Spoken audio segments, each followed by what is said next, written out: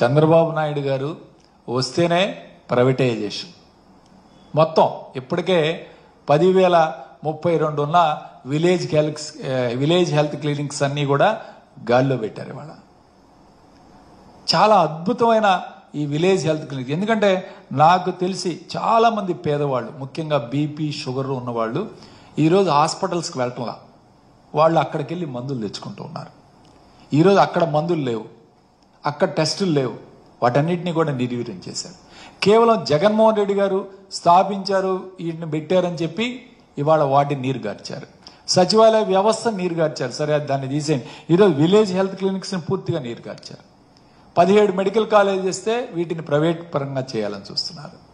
ఇవాళ ఆరోగ్యశ్రీని కూడా ప్రైవేట్ పరంగా చేయాలని, ఇవాళ అన్ని ప్రైవేట్ చేస్తే అంటే ఒక ప్రభుత్వం, నాకు తెలిసి ప్రజాస్వామ్యంలో ఆరోగ్యాన్ని విద్యని ప్రభుత్వమే ప్రతి పేదవాడికి కూడా అందించాలి. అలాంటిది ఇవాళ వీటిని కూడా ప్రైవేటైజేషన్ చేయాలి. వీటిని కూడా ప్రైవేటైజేషన్ చేస్తే ఇక ప్రభుత్వం ఏం చేస్తుందండి? ఒక్కసారి ఆలోచన చేయండి. ఈరోజు ఈ రాష్ట్రంలో 1,50,00,000 కుటుంబాలు ఉన్నాయి.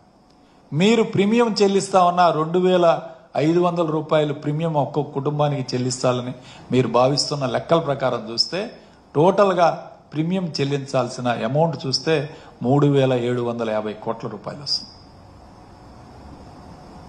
మనకయ్యే ఖర్చు 4,000 కోట్లు ఆరోగ్యశ్రీలో. ప్రీమియంకి దీనికి రెండిటికి పెద్ద తేడా లేదు.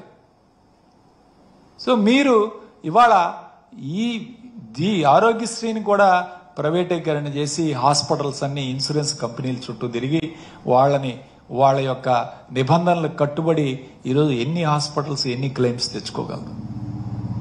అదే ప్రభుత్వం ఉందనుకోండి, ఈరోజు కోవిడ్ లాంటి మహమ్మారి వచ్చింది. కోవిడ్ వచ్చినప్పుడు ఇమీడియట్గా కోవిడ్కి 700 చికిత్సలు మనం ఆరోగ్యశ్రీలో చేర్చగలిగాం ఇమీడియట్గా. కానీ ఒక ఇన్సూరెన్స్ కంపెనీ ఉంటే ఇన్ని జబ్బుల్ని ఒక్కసారి చేర్చాలంటే వాళ్ళు కొంత సమయం పడుతుంది. ఒక 6 నెలల సంవత్సరం అంటారు. ఆ సంవత్సరం తర్వాత కోవిడ్ ఉండదు, కోవిడ్ మళ్ళీ వెళ్ళిపోయిందంటే ఉపయోగం ఉండదు.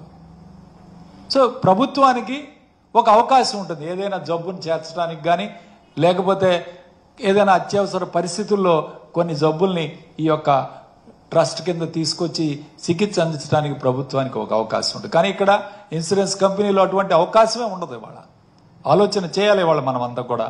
అట్లానే